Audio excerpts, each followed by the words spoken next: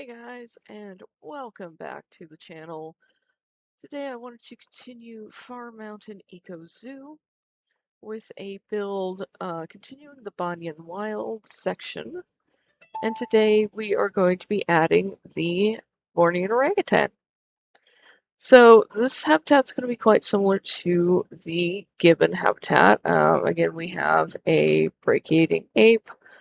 So I wanted to showcase that a little bit. We're going to give them an island as well, with ground and uh, higher up access to the habitat. I want them to hopefully use both. Ideally, the top one more, just because that'll show off their climbing abilities a little bit better. Got to connect up the staff paths so we can actually get them in here. One thing you might notice, this is a little small. And the reason for that is it's not after this build, it's after a little bit later. I realized I had Planet Zoo Plus on. And Planet Zoo Plus, one of the things I didn't quite realize is that it drastically shrinks the animal's space requirements. Like, severely. So it's not even close to being realistic, and I want it to be fairly realistic. Now, it may be real world realistic, but one of the challenges of the zoo that I'm giving myself is to play with welfare turned on and Planet Zoo constraints. So we're meeting both the AZA requirements and the Planet Zoo requirements, and I wanted to. So I uninstalled PZ Plus. It is very easy if you need to uninstall a mod. As long as it's not a scenery mod, you just go into your OVL data folder, find the mod that you put in, and delete it. PZ Plus uninstalled very, very easily. Didn't leave me with any residual problems or anything. I was very glad of that. So, went ahead and made their island a little bit bigger, just to give them a little bit more space, a little bit more climbing space. And I wanted to be sure to give them a few different overhead shelters and platforms to hang out on, just using the standard, in-game climbing pieces. It's really easy to build a little house for your orangutans, your animals, just by building a little box. And we give her support. We're going to give this one support on all four corners just to make it a little bit more realistic. Some hay beds in there so that they'll actually want to go in. And this one will be more of a tunnel, so it's not going to be enclosed, but the orangs will travel through it when they come in and out of their night shelter, their hard shelter in the building there. So just lining the water with the green plaster pieces, it just gives us a little bit more realism, makes the water look a little bit different, a little bit more like it should in a zoo, not totally real. Sometimes that water can get really green and really smelly, but there's always a way for it to be drained and cleaned. I'm not going for that level of realism, at least not at the moment. Might go in and add drains and everything a little bit later, but for now we can just pretend that they're there. So getting some food enrichment in, some toy enrichment. Orangs are very intelligent primates. They need a lot of enrichment, which the game shows off pretty well. Very important to keep them mentally stimulated. And then just going in and placing, once again, this green plaster. It would be concrete, but we're using the plaster pieces because they're more versatile. This green plaster barrier around the water just to keep any orang that happens to get across the water in.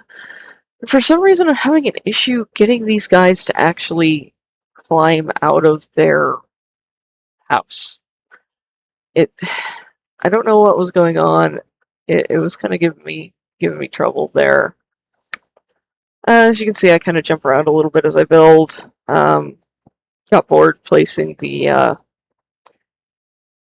plaster barriers, so I went ahead and started in on the nature tab, getting some planting in there. There they go. They're finally coming out of their little house there. The ubiquitous arrowwood bushes, they are fantastic for large ground cover. And remember, we have plant welfare turned off in this, so I can use all the North America plants that I want. And I decided to go ahead and give them a real door. Also so that the keeper could get in and actually fill the enrichment. This is the way Planet Zoo works. We need, like, functioning doors. One thing I want for Planet Zoo 2 is, like, functional doors so that we can make things, like, a little bit more realistic, like having the animal not be able to use the door, but the keeper be able to use the door to go in and out of the certain areas of the habitat, not just the entire habitat, like we have right now with the habitat gate. We'll have to see what Planet Zoo 2 brings to us if they redo the habitat gate situation at all. Just spamming buffalo grass, just custard apple. There's some ash trees buried in the ground in there. It's starting to come together quite nicely. I'm starting to like it. Wanted to add a couple trees into here. I went with the rainbow eucalyptus just to continue our continuity from the gibbon habitat. Eucalyptus grows surprisingly well in cooler climates, in more of a temperate or Mediterranean climate. And I've seen it do pretty well up in the mountains as well, so I figured it works. I don't actually love them. I think they're a little too bright, or they stand out a little bit too much in this habitat. They're just a different shade of green than the rest of it. So I might go back in and remove them, add something else. But for now, they work well. Just now we have the tedious part of duplicating the barrier all the way around. So fun. Love the little fiddly stuff, but it's coming along quite nicely. At some point, I decide to kind of tear a lot of it out and make it so that we have one body of water surrounding the orangs and the gibbons.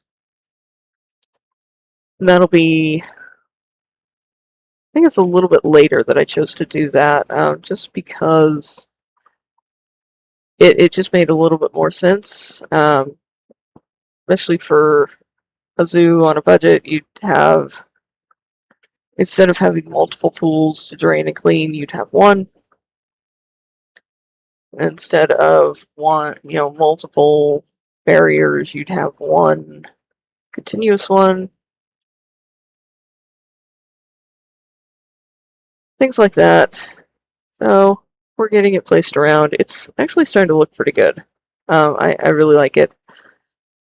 One thing I was thinking about, using the water as a barrier with orangutans is not actually recommended. Reading their care manual, the AZA care manual, orangs can't swim at all.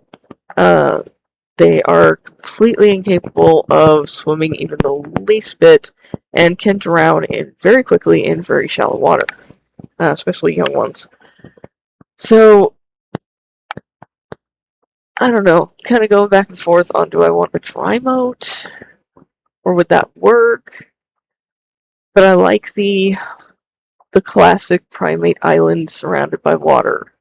So maybe this is a little bit older part of the zoo. We still have the older part of, older construction, older exhibit design, which is fine. So here I decided to go ahead and not combine, but visually combine these two. So got rid of the barriers there. Went ahead and just got rid of the terrain a little bit. Fixed a couple of spots where it was a little bit too high, threw the water back in, and pretty happy with that. Now they're still separated by null barriers, so they're not in any way the same habitat, but they just they look like they're joined.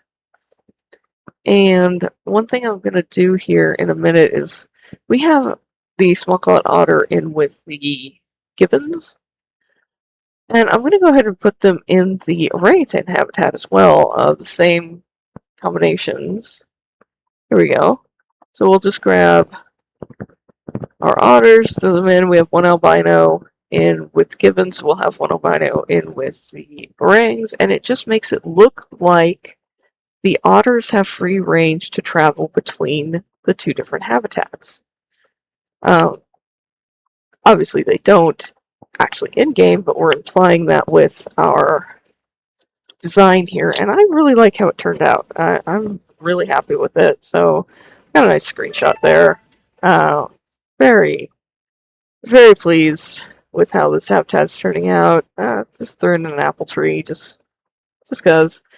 And then the ubiquitous bright green periwinkle leaves that stand in for duckweed oh so well.